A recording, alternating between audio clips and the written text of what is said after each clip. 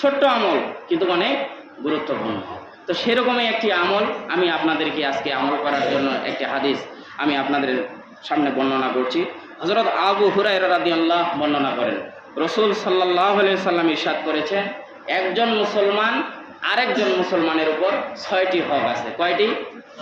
একজন মুসলমান আরেকজন মুসলমানের উপর 6টি হক আছে। বা একজন মুসলমান ভাই আরেকজন মুসলমান ভাইয়ের প্রতি কয়টি হক? 6টি। এটা মুখস্থ করেন, কয়টি হক? 6টি হক আছে।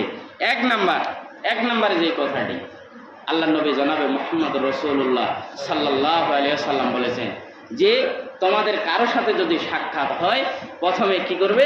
সালাম বিনিময় করবে। কি করবে? সালাম বিনিময় করবে। রাসূল সাল্লাল্লাহু আলাইহি ওয়াসাল্লাম অন্য হাদিসে বলছেন, এক ব্যক্তি রাসূল সাল্লাল্লাহু আলাইহি ওয়াসাল্লামকে এসে জিজ্ঞেস করলেন, ইয়া রাসূল সাল্লাল্লাহু আলাইহি ওয়াসাল্লাম, ইসলামের মধ্যে সবচাইতে উত্তম কাজ কোনটি? রাসূল সাল্লাল্লাহু আলাইহি ওয়াসাল্লাম বললেন যে তুমি ক্ষুধার্তকে খাওয়াবে, খাবার দেবে। এরপরে ওই ব্যক্তি রাসূল সাল্লাল্লাহু আলাইহি ওয়াসাল্লাম আবার জিজ্ঞেস করলেন যে ইসলামের মধ্যে আর কোন কাজটি উত্তম? রাসূল সাল্লাল্লাহু আলাইহি ওয়াসাল্লাম ওই ব্যক্তির জবাবে বললেন যে তোমার পরিচিত অপরিচিত সকলকে কি করবে? সালাম দেবে। তা আমরা সালাম দেই, অনেকেই দেই, অনেকেই দেই না। একজন মুসলমান আরেকজন মুসলমানের সাথে দেখা হওয়ার সাথে সাথেই কি করবে? সালাম দেবে, সালাম দেবে। আমরা অনেকেই সালাম দেই না, এই আমলটা করি না। আমরা শুধু ওই কিছু বয়স্ক মুরব্বীদেরকে দেখলে আর ওই শ্বশুর শাশুড়িকে দেখলে ঘন ঘন সালাম দিই। আমরা আর কাউকে সালাম দেওয়াটা পছন্দ করি না, দেই না। ছোট ভাই বড় ভাইকে দেই না, বড় ভাই ছোট ভাইকে দেয় না। বড় ভাই মনে করে কি আমি তো বড়, আমাকে দিবে, আর ছোট ভাই মনে করে ভাই আমাকে দিবে। আবার পিতা পুত্রকে সালাম দিতে চায় না, পিতা পুত্রকে সালাম দিতে চায় না, ছেলে মেয়েকে সালাম দিতে চায় না।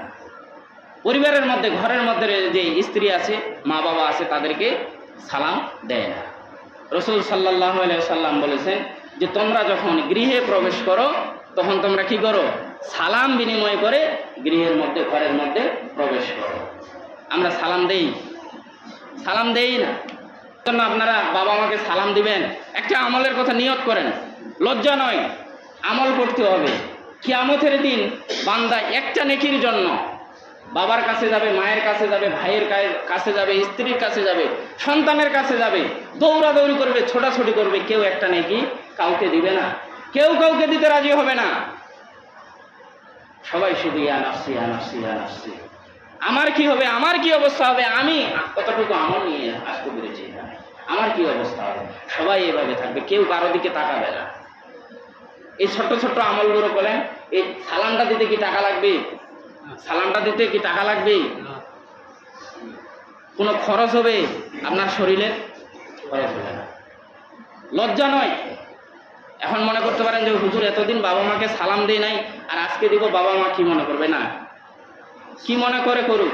বাবা যদি বলে, মা যদি বলে যে এতদিন তুমি সালাম দাও না আমাকে, আজকে সালাম দিলা কেন? হুজুরের কাছে শুনেছি তাই আজকে আমল করা শুরু করে দিয়েছি।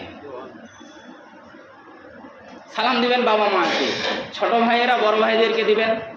আবার বড় ভাইয়েরা শুধু ওই সালামের আশায় থাকবেন, এটা নয়, এটা নয়। ছোটদেরকে সালাম দিবেন, ছোটরা বড়দেরকে দিবে, আর বড়রাও ছোটদেরকে দিবে। তাহলেই একটা শিষ্টাচার, একটা শিক্ষার বিষয় ফুটে উঠবে। আর যদি খালি ওই সব সময় যদি খালি সালামের আশা করেন যে ছোট ভাইরা পাশ দিয়ে যাচ্ছে আমাকে ভাই বলা, ভাই আসসালামু আলাইকুম, এটার আশা করবেন না। কেউ যদি এরকম আশা করেন তাহলে তার ভিতরে অহংকার আছে। আজকে আপনার ভিতর আমার ভিতর অহংকারে ভরপুর, অহংকার দিয়ে একেবারে ভর্তি, পা থেকে মাথা পর্যন্ত শুধু অহংকার আর অহংকার।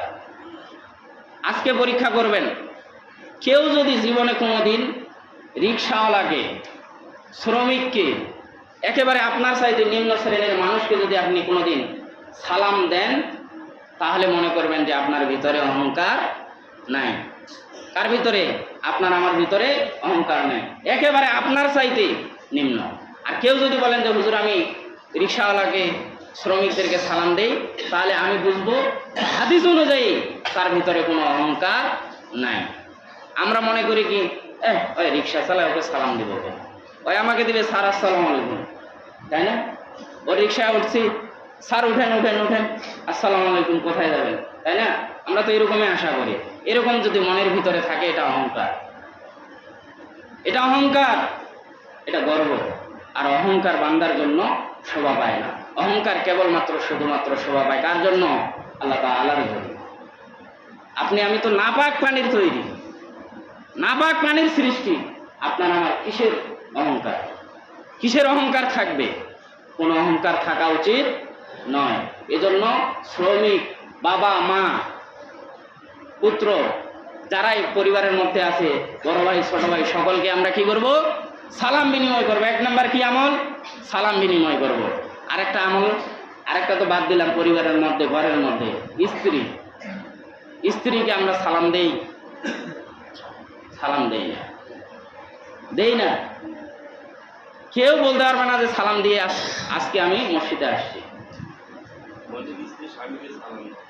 স্বামীকে দেয়, স্বামী যে আদায় করে যে আমি তো স্বামী, আমার বউ আমাকে সালাম দিবে না তো কাকে দিবে? আমার কথা শুনবে না তো কার কথা শুনবে? আমরা তো এটাই মনে করি, আমাদের ভিতরে এটা না, এস আমি বিয়ে করে নিয়ে আসছি, আমি সালাম দিব না। রাসূল সাল্লাল্লাহু আলাইহি সাল্লাম স্ত্রীদেরকেও সালাম দিতেন, কন্যাদেরকেও সালাম দিতেন। ঘরে ঢোকার সময়, বের হওয়ার সময় সালাম দিবেন। রাসূল সাল্লাল্লাহু আলাইহি সাল্লাম বলছেন যে তোমরা যদি একে অপরের প্রতি যদি ভালোবাসা বৃদ্ধি করতে চাও, মহব্বত যদি সৃষ্টি করতে চাও, তাহলে তোমরা একে অপরকে কি করো? সালাম বিনিময় করো। আজকে আমাদের সমাজের মধ্যে এত ঝগড়াঝাটি কেন? স্বামী স্ত্রী এত দ্বন্দ্ব কেন?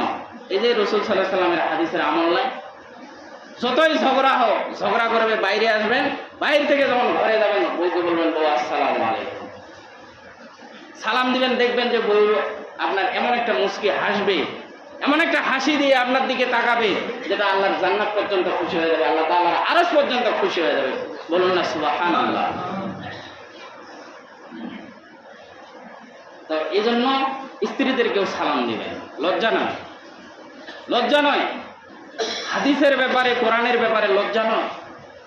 আমরা অনেকেই লজ্জা করি, লজ্জার জন্যই এই আমলটা হয় না, ঠিক না?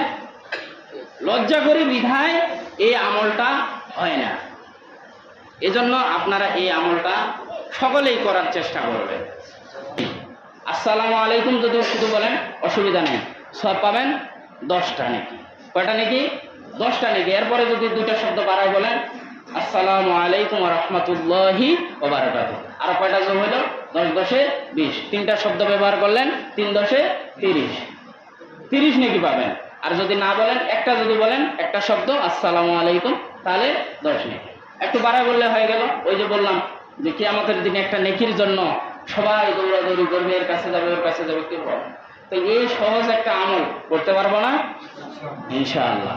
ছোট বড় সকলকে সালাম দেব।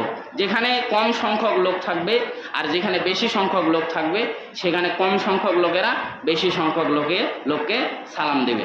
বা এখানে কোথাও বসে কেউ আছে, এখানে লোক সংখ্যা বেশি, আপনি বাহির থেকে একজন ব্যক্তি আসলেন। অনেক সময় দেখা যায় যে আমরা একটা অনুষ্ঠানের আয়োজন করেছি, এখানে 100 জন ব্যক্তি আছে, আর ওই দিক থেকে একজন ব্যক্তি আসতেছে, অতিথি একাই আসতেছে। অতিথি মনে করে ওই 100 জনে আমাকে সালাম দিবে, 100 জনে সালাম দিবে না, আপনি এই 100 জনকে সালাম দেবেন। কম সংখ্যক লোক বেশি সংখ্যক লোককে সালাম দেবে। ছোটরা বড়দেরকে দিবে, বড়রা ছোটদেরকে দিবে। ইনশাআল্লাহ এই আমল করতে পারবো তো?